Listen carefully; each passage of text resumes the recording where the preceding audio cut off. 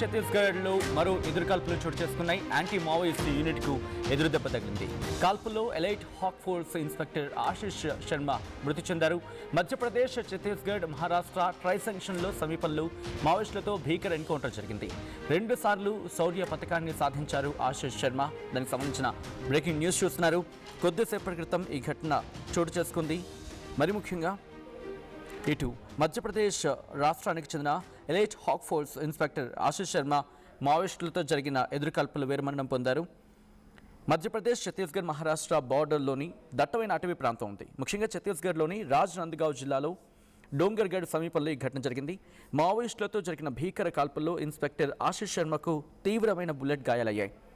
మావోయిస్టుల ఏరువేత కోసం Madhya Pradesh hack force, Chhattisgarh పోలీసులు వీళ్ళిద్దరూ కూడా సంయుక్తంగా నిర్వహించిన ఆపరేషన్కు ఈయన నాయకత్వం వహిస్తున్నారు.